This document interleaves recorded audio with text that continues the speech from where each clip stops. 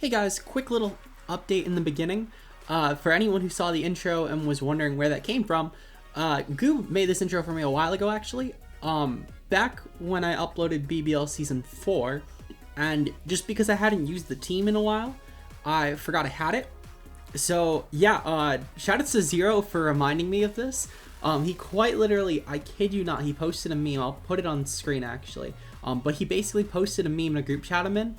And I was like, oh, wait a second. I have an intro, don't I? So shout out to Zero for that. Zero, obviously, thank you. #1 fan, of course. But yeah, with that being said, though, let's get into the video.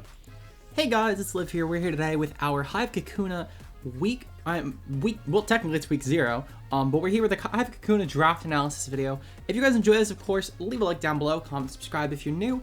And with that being said, let's get right into this. So if you guys don't know, I've uploaded Hive. I played in Hive. This is my 4th season now. I've uploaded it, this being my 3rd. It's gonna be the first one that I finish uploading though. Season 5, I just stopped caring to upload. And then last season, I just didn't live comm my games, and I didn't feel like post comming them because around when Season 7 happened was when I had already been shifting from doing post comms to live comms. So we're gonna live comm all our games from week 1. And yeah, that's how we're gonna not fall behind this season. So I like our draft a lot this season, actually. I think it's going to be a really fun one to use. I didn't fall into the trap of drafting Garchomp round 1 again, and that's not to say that Garchomp's a bad mon, it's just a mon that I have proven time and time again I don't use well, and I don't know why I keep drafting it. Regardless though, we had 9th pick overall this season, which means like last season and like every season prior, we missed out on threats like Tapu Koko, Celesteela, Urshifu this season, Mega Arrow with Dual Wing Feet this season because we're doing NetX DLC 2 with the armor tutors as well. This means stuff like Rising Voltage Coco, even though we complex banned that. This means stuff like Scale Shot Garchomp. So I guess that would be a reason to draft Garchomp, but regardless, I didn't want to do it yet again because that would be predictable. Regardless though, we had 9th pick overall, so we missed out on a lot of threats. The mons I went before us were Coco, Dragapult, Steela, Megalop, Torn-T, Urshifu, Mega Arrow, and Gliscor. I was realistically eyeing Coco, Pult, Urshifu, and Mega Arrow. Not huge on Gliscor, especially not round 1, but I would have probably gotten it if it made it to me round 2, just with the mon I was thinking of getting round 1 by the time that Mega Arrow went. Not huge on Torn-T. It is really good, I'm just not huge on missing every turn. Megalop is cool, but I think I've also proven that I don't like Megalop at all. Just not my type of mon. And then Steela is cool, but again, I think I've proven as well that I just can't use Steela. So what we did get round 1, this is a mon that I feel like I can use really well. However, I think I got it a bit early. Though looking at the board, there wasn't really much else I would have really wanted to get. Aegislash was a cool mon, Zapdos was a cool mon, Clef was there. Clef was something I considered. I was probably going to get Clef round 2 though. Mew is also still around at this point, and I highly considered Mew as well looking at the drafts. But I just didn't want it, if I'm being honest. Other things I considered Latios, but I didn't really want to get Latios necessarily either. So what I did get round 1 was something really fast because I have a huge problem with not drafting fast mons. We got ourselves Zeraora. So Zeraora has 143 base speed. It's an electric type, which is obviously really good. I paired that as well with a couple mons that really need Waters Broken, so that's going to be very helpful. Not only this, but Zera is an electric type that can actually hit grounds, so grounds aren't going to be switching in as freely. And on top of that, it has the Volt Absorb ability, which means that it can handle electrics at least kind of well. Stuff like Coco, for example, I can Plasma Fist Coco or even just Play Rough it, while Coco has to deal with trying to hit me with like Play Rough on its own, which at the very least I have Bulk Up to set up so I can take it better defensively. My opponent does not. So at least in that situation, we do have options. Zera, though, in general, just has an incredible mixed move pool for its mixed offense, which is great. Knockoff support is invaluable. Its 143 speed is huge for it, considering the fact that Zera has just a lot of really cool setup options that I could set up before it even needs to take a hit, with stuff like Bulk Up and Calm Mind.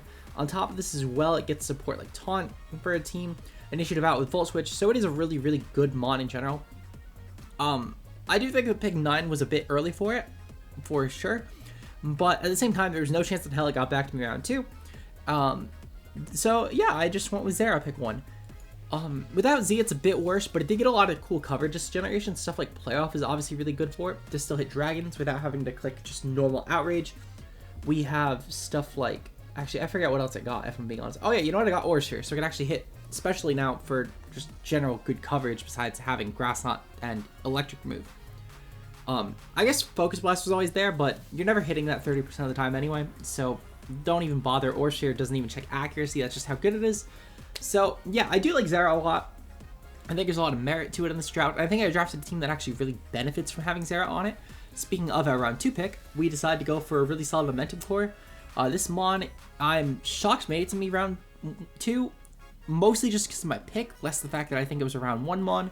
We got ourselves Landorus-T. Now, there was definitely a couple things that I think Landorus-T could have probably went over. For example, I think it could have went over Zygarde for sure. I think it could have also probably went onto the Dark Cave Darkrai, coached by Rise of Darkrai. I think, personally, Mega Gallade and Landorus-T would have been really cool. However, it's not a huge deal. I'm just glad I got it, to be honest, because Landorus-T Zera is a really solid Momentum Core. 91 speed with Landorus-T, that means that with a Scarf, I can outpace a lot of things that might creep Zera, such as base 150s, for example, which is obviously really good when trying to play around stuff like Mega Arrow, for example. They can always Earthquake my Zera. On top of this as well, we have Intimidate support, which with our dual Momentum with Zera Lando is incredible. We have a really solid Breaker now with 145 attack, of course, in Landorus, with ground stab, I should say, on top of also having stuff like, I guess Fly helps at least a little bit for grasses. And Lando could, to be fair, bulk up on a lot of grasses, or even just go for Sword Stance and then fly them, and most of them don't want to switch in because a lot of the flying resists are going to then have to deal with taking an Earthquake, stuff like grounds, rocks. Oh, I guess the ground isn't a resist, but like steels, rocks, electrics, all are going to have to deal with taking an Earthquake if they do try and switch it on the fly, which is not something that any of those mons really want to do, especially not from a Landorus-T of all Pokemon. Lando's a really solid rocker. I've had a bit of an issue with drafting hazards in the past, so having a solid rocker, especially one that's as reliable as Landorus-T round 2, I think is really important. Lando just has a lot going for it. I think the knockoff support on top of also having Zera is incredible. So yeah, I'm really looking forward to using this core. Now, round 3, I put this Mon in the round order. I actually got this Mon in round 4, but I planned on originally taking it round 3, which is probably why in my head I put it there. We got ourselves Mega Charizard X. So Mega Charizard X was the next Mon I wanted, I think is the best way to put it. But I got it round 4 just because of the fact that looking at the rest of the drafts, while this was definitely just on a blanket term the Mon I should have gotten next, the only teams without Megas were the Lander Lanterns with Zygarde already. There was the Chicago Fire and Ice, which had Hydra already, and especially both of those being around Zard's speed tier and really solid offensive dragons, I didn't think either of them were taking it.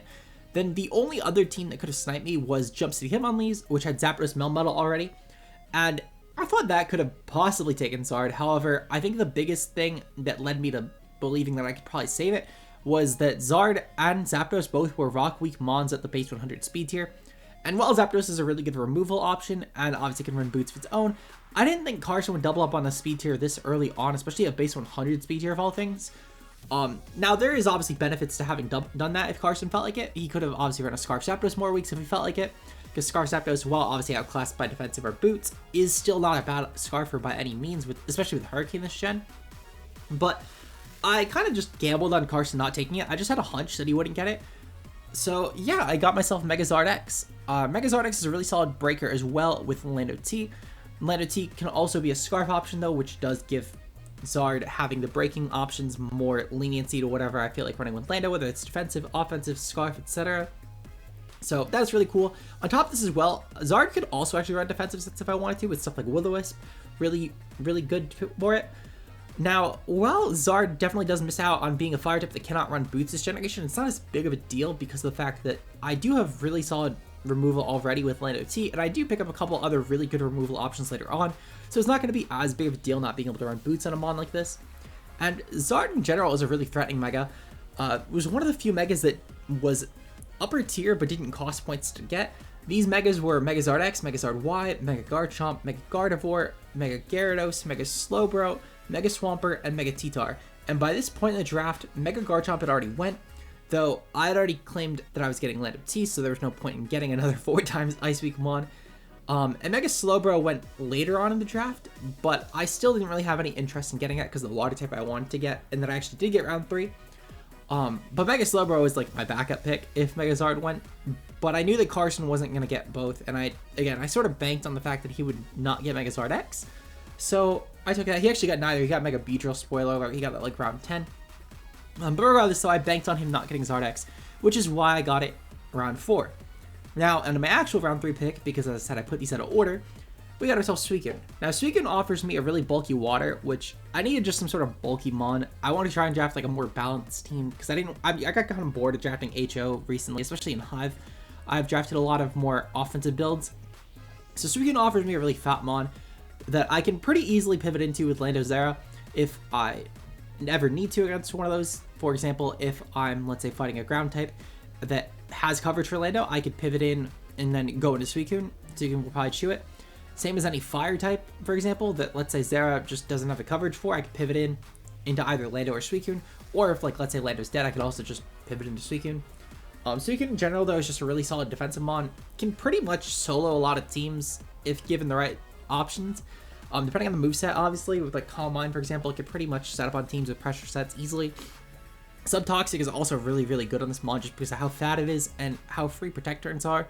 And how a lot of mons just need coverage for it to actually break the sub, or just need to be really good breakers in general. And I already have 2 really good breakers, so it's 2 less that I have to worry about. Stuff like Ben and Lando isn't coming to try and just break Suicune sub. And Zardex obviously doesn't have to worry about burn, so it's an even better option to just pull off the board now. On top of this as well, Suicune being able to roar out potential offensive threats that I try and set up on my team, it is really, really valuable. Stuff like Volcarona could obviously set up on, well, not necessarily anything I have right now, but later mons I did draft that were like a bit weak to it that I'll get into. Just naming setup sweepers at this point, I guess. Zygarde as well is another big one. I could probably set up on something like Landorus-T, for example, if it's going for like a coil set. And then this could pretty easily just roar it out before I have to deal with any sort of shenanigans from Zygarde. So stuff like that, Suicune obviously does benefit my draft from being able to do. Just handling setup sweepers really reliably, handling just mons in general really reliably defensively. And even then, Suicune also does have a lot of potential offensive potential on this draft with stuff like Ice Beam. Of course, Ice Beam Scald is just really good coverage with Calm Mind boost. You're going to start doing a lot of damage once you get to like +2, and you're going to pretty easily get to it just with how well Suicune's going to take hits. So if I really needed to, there might be a matchup where Suicune could be an offensive water. However, I don't see that happening a lot just with how offensive the rest of my team is. It could probably just take a lot of pressure off of Suicune to be able to run more defensive sets anyway. So I don't see it mattering, but it could definitely come if necessary. Round 5, we got ourselves Zarude. I'll be honest, at the time when I drafted this, I was still not sold on Zarude. However, we have a game going up in the near future. I won't spoil which week it is, but I ended up using Zarude and I kind of fell in love with it after. So I think it was a really, really good thing that I fell in love with this mon when I did. Zarude in general has really nice speed tier for my team. The 105 speed is nice between Lando and mons that I got later on that patched my speed tiers. And it's a really good Scarfer, unlike Zardex, which can't run a Scarf, obviously, if necessary. Zarude also has really good bulk for an offensive mon. 105, 105, 95 is really, really good defensively. On top of also having its good attack and speed. However, I think this mon would have been significantly better if it had 105 attack and 120 speed. I just think that would have benefited a lot more. Or even if you just cut out like 10 from HP and Phys Def and just gave it to speed, 125 speed with 95 in all of its defenses and HP. I think that would have just been so much better for it. But I digress. The defensive typing isn't the best, but this does give me a ground switch in that is not Landorus-T, so that's obviously a really nice backup when I have a Zera Aura and a Zardex. This also gives me a really nice option to just try and pivot for a faster speed tier. As I said, more momentum bringing in my threats. Zarude also gives me an option with Jungle Healing, which is great to clear burns and stuff like Lando and Zera Aura, or maybe Toxics on Suicune and Zardex. So this does give me a cleric option in a sense. However, I'm probably most likely not running that on Zarude, though it does have matchups where that might be a possibility. In general, I felt like this just really roll compressed as well typing wise for me. It helps give it a psychic check, which I lacked so far. While I'm not weak to psychic on anything, I also didn't have anything that really wanted to just switch in on psychic types that were strong. Stuff like Runiclus, for example. This could probably switch in on and then just go for Lariat, which is especially good because while this doesn't have knockoff, at the same time, versus any sort of cosmic power psychic types, I can just Darkest Lariat them with like a banded Zarude and probably do like 80 even with their Culver Berry because of how good this thing's offensive stats are. And I'm going to outpace pretty much any sort of psychic type that would want to run a cosmic power set. So that is obviously really beneficial to me as well. In general, this mon is really, really strong. I don't think it's the best mon, but it was a 3A pick and I needed a 2-3 pick regardless. And it was one of the few that I really liked. So yeah. Next up, I was really upset because Crobat actually went this wheel, and that was supposed to be my round 6 pick, Crobat would have helped my speed tiers a ton. This was supposed to be the 130 mon that would have been between Zera and Zarude at this point in the draft. I had a couple other options to patch between there further, but in general, this would have been huge for me. Sadly, though, Crobat was taken. Very, very unfortunate. On top of this as well, Mesprit was also just taken, which was also really unfortunate for me. Now, I had a couple options. I could go Uxie, or I can get my next pick, which was one of the only tier 4 mons I felt comfortable with at this point, now that Mesprit has went. So I got my tier 4 option, that being Steelix. Steelix is a really solid rocker, as well as Landorus-T. This helps take a lot of pressure off of Lando to run rocks, for example. It's also a really nice backup ground type set, and then we have a more defensive ground. When I ran my Weedle team, I had Lando-Zardex, and I liked having the more defensive ground and Golurk on that draft. Now, I didn't really want to draft a Golurk because I didn't see much merit it had this team. However, I think the Steelix offered a lot more merit. It also gave me a really solid Steel type, which I needed. Really nice backup flying switch into Zeraora, which was my best flying switch in at the time. So, in general, I think Steelix just fit a lot. Again, it was a nice roll compression for my draft.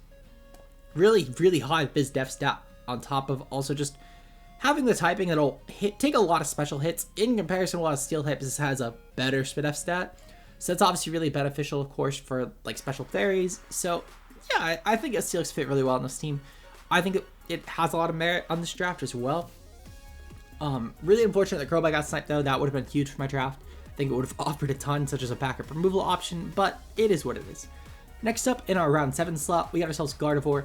Now, as I mentioned, my plan was to get round 7 Uxie. However, that fell through, though I think, honestly, it might have fell through for the better, because my fairy options that would have been left if I got Uxie were not that strong. It would have been stuff like Alcremie, which, while I'm personally a fan of Alcremie, I think that Gardevoir just fit my team a lot better in a few ways. For example, the base 80 speed I think just fit my team a bit better in terms of lower end, because this is a base 80 mon that will actually run speed potentially, whereas Suicune will not. On top of this as well, it's a nice potential Wish Teleport passer, which is really beneficial to stuff like Steelix, Suicune, Landorus-T, when all of my actual walls, besides quote-unquote defensive Zardex, have no recovery at this point, outside of like leftovers. So having the Wish passer in Gardevoir is a lot more beneficial than Uxie, which would have had to kill itself with Healing Wish. So I think already that Gardevoir might have actually just been the better option for my team, and the snipes, I think at least with this current set, might have been for the best. Gardevoir as well also gives me a fairy type, which I was currently lacking at this point in the draft. It's a really nice special breaker as well, which currently my best special offense was Zeraora, or I guess Zardex, quote unquote, but again, doesn't really count. It counts about as much as running mono defensive Zardex does. So having Gardevoir as an actual special breaker was huge, because Zeraora benefits a lot more from being able to run actual mixed offensive sets. So I think that Gardevoir definitely patched my team really well. It's also a nice special wall, which I currently lacked. So I think it just was for the best that I got sniped on Uxie. But the Mesprit snipe I definitely think did suck, because that would have offered a lot more potential to just other mons that would have probably fit a bit better in my upper tiers. I do think though that the Uxie snipe was for the best. Misses out on like one rocker, but overall I don't think that's a huge deal in the grand scheme of things. I think I patched that up pretty well. Speaking of my round 8 pick, this was a little bit weird for sure with my draft, but I think that it does offer a lot to my team. We got ourselves Tentacruel. Tentacruel is a really nice spin F mon, so that it can take pressure off of Gardevoir to fill that more defensive role on the specialty side. It's also another fairy switch in, which will actually take special hits, unlike Steelix, which a lot of fairies got Mystical Fire this gen, on top of some also having Focus Blast. Tentacruel can take them all pretty confidently. Also, it's a base 100 mon that can actually benefit from running a Scarf if needed, but probably never. Tentacruel, though, does actually give me some viable removal, outside of Landorus-T being my only other removal at this point. However, my only rock weak mon is Zardex, so while it's not a huge deal, it does obviously matter clearing rocks for that. And also spikes for stuff like Steelix, or even just rocks or Steelix so it can keep a sturdy intact. And just spikes in general because of how momentum heavy my team is. This gives me a grounded poison as well, which, while Crobat would have been a lot better for my speed tiers, would not have actually given me a grounded poison. So having Tentacruel for that T-Spike community, while also providing T-Spikes, is huge, especially when I have mons like Suicune that are definitely going to benefit from having a T-Spike up against my opponents. So I think the Gardevoir snipe, the Mesprit and Uxie snipes were definitely for the best. I think the Tentacruel getting that over Crobat, while it does still provide a lot of the roles I would have drafted Crobat for, it doesn't necessarily improve or worsen my team, I guess. I think the only benefit is the fact that I now have a Rapid Spinner instead of just running Mono Defog, which helps me keep hazards up longer.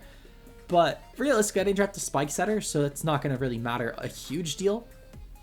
In general, though, I guess the only benefit having Tentacool over, let's say, another defogger like Crobat would have been, is just the fact that I only have 2 rockers in this draft, being Landorus-Steelix, and while those 2 are really phenomenal rockers, having only 2 definitely does mean that I want to keep them up longer because I only have so many options. Those are really solid rockers though, so I don't have a lot of concern there, and especially with how good my removal is, I'm not overly concerned. Next mon on the team, we drafted something to patch the speed tiers between Zarude and Zeraora. We got ourselves Chinchino. Chinchino was our tier 5 A pick because of the fact that a lot of the mons that I wanted in the upper tiers were taken, so I just didn't have space for rolls that I really wanted, or space for speed tiers that I really wanted. Chinchino could have definitely been replaced by something like, let's say, I believe Archeops was tier 5. Yeah, Archeops was tier 5. However, the speed increase from 115 to 110 was really, really beneficial for my team. There were a lot of tier 5s that could have gotten there would also hazard benefit me. However, I just think that Chinchino offered a lot, such as another ghost switch-in outside of Zarude, for example, or I guess another ghost, a ghost immunity in general, which is not a bad thing to have. As this doesn't offer me a ton, but the 115 speed I think was huge. Also, it has a lot of really cool coverage this gen with gaining access to stuff like Triple Axle, which is really nice to clear grounds, which Zard X of course will benefit from, along with Zeraora. Though, to be fair, it also had Bullet Seed before, but in general though, if I want to run a Technician set over a Skilling set, that will probably be a lot more beneficial than Bullet Seed would have been. So, I mean, Chinchino's not a bad mon. I don't think it's anything insane, but it was probably like the best mon for an upper speed I could have probably gotten in this draft. Looking at the 5A board, I don't think there was anything actually faster than it. Besides, Minior would have been faster than it, but it's only 120 speed when it pops. And then otherwise, there was nothing faster than it in all of 5A taken or untaken besides Rabombi. But the issue that Rabombi provided was just the fact that realistically, Rabombi's coverage is just really bad this gen without having Hidden Power Fire. And while I did clear steals really well, I believe Rabombi also actually went at this point in the draft, if I'm not mistaken. Looking at the draft, Rabombi went round 8, so going into my round 9, it was definitely already taken.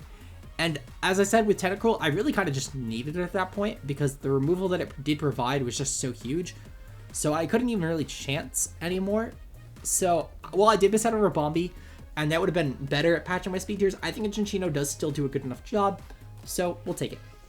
Onto our round 10 spot. At this point in the draft, I felt like we had a lot going for us, but one thing I really wanted was a good fighting type. Something I could clear darks, because especially with my fairy type being Gardevoir, I didn't really have anything to clear darks at this point that could also switch it on them. However, this mon should do a really good job at doing so, that being Girder. So Girder actually offers my draft a ton. For one, it's a really nice status absorber, which is great when I have mons like Suicune that doesn't want to get toxic, Zera and Lando that don't want to get burned. Between Synchronized Gardevoir and Guts Girder, that should be really nice. On top of also the fact that Girder is a really nice T-Spike immunity. Well, not a T-Spike immunity, but it's a really nice mod that pressure T-Spikes from not wanting to come against me, which is huge when I have a Suicune. And also having Tentacruel, which, while Tentacruel is not a bad mon, Tentacruel is not a mon that's going to want to come every game. So having 2 options to want to deter T-Spike usage, I think is really important. Girder also is just a really nice Violet fighting type, and for its cost especially, I think was really beneficial. Girder being a tier 5A pick, and compared to the other fighting types in the tier, the only one besides this that I was even considering was Hitmontop, just for another rapid spinner. However, looking at just the draft in general, I believe Hitmontop went round 8 as well as Rabombi. So, really, really glad I got the Tentacruel when I did, because otherwise I would have had to get round 8 Hitmontop apparently, which I was sure as hell not doing. So, in general, Girder was still really nice. It gives me another defogger if I really want to. However, it's probably not going to run defog most games. The priority is also really good because currently my only priority, I believe, is like fake out Zeraora. So having that priority is also really nice. In general, Girder's a really good mon in draft in general. I think it's one of the better tier 5A picks, let alone just the better picks for my team. So I'll take it. Now, getting into our round 11 pick, I had originally wanted to get Sableye. Regular Sableye, I think, would have offered my team a lot. For example, it was purely a matchup thing, but looking at divisions, they were supposed to be playing everyone in the division, and while I guess in hindsight that might have been for the best because that didn't end up actually happening due to fucked up RNG, we still technically ended up playing Mega Medi anyway week 1. Spoilers, we're taking Mega Medi on next week, but it would have really just been for like my Mega Medi matchup. So Sableye was what I was going to get here. However, I decided that I wanted to get something that could maybe come to more matchups than that. An actual flying type that would be able to remove. I don't think it was the best pick. Personally, I think I kind of should have went Sableye, but it is what it is. We got ourselves Oricorio. Now, Oricorio on this team is going to quite literally probably just be Ghost. I don't need an Electric type by any means. I don't need a Psychic type by any means. And I don't need a Fire type by any means. So it's probably going to be Ghost every week. Which also definitely takes it out of the value of running Oricorio as a Mon. Because Oricorio's benefit is having the multiple types, and I'm pretty much locking it into Ghost. However, it is still a cool defog option, and Dancer's a pretty cool ability, I guess, if I'm trying to just fight other dance Pokemon. Really, it's only useful for Quiver Dance, but hey, who knows? Maybe I'll find a matchup where this can come. Realistically, though, I would say I would free agent it for Sableye, but I was only going to do that to fight Mega Medi, and I fight it round 1, like quite literally my week 1 game I fight Mega Medi, so I can't even do that because it's not going to be practical. This will probably get free agented, to be honest. It was definitely one of the better Mons in the 5B pool. However, looking at the board, there is still a lot of cool Mons. For example, Xatu might be a cool Mon, but I'd really only do that if I got a different fairy type, I guess. Other cool options, Togetic isn't an awful option, but I don't like Togetic as a Mon, so it's kind of just invalid. I mean, I guess actually there really isn't a lot in Tier 5B that I would really consider. Maybe if I didn't have Chinchino, I'd get Lickitung as a possibility, but again, I don't want to make my team more fighting. I already have Zarude, Steelix, Chinchino. Other options in the tier were like Haunter, which Haunter I just didn't want. Haunter's not a bad Mon, but it doesn't really offer my team anything that I really need. Drifloon is probably like the next best Mon in the tier, I guess, for my team particularly. Because Dusknoir went, I believe Dusknoir actually went before, if I'm not mistaken. I could be wrong in that. Yeah, so Dusknoir went before I actually got my Oricorio pick. I don't even remember when it went. Dusknoir also went round 8. Wow, why did everything go round 8 that I was looking at? Regardless though, Oricorio I think was a solid pick for my team. At least for the tier, though I should have probably gotten Sableye because it would have helped out my week 1 matchup against Cheese. But yeah, that's really it. Week 1, we're going to take on Cheese, coach of the Michigan Manectrics, so stay tuned for that. If you guys enjoyed, leave a like down below, comment, subscribe if you're new, and we'll see you guys in the week 1 game. Peace out, guys.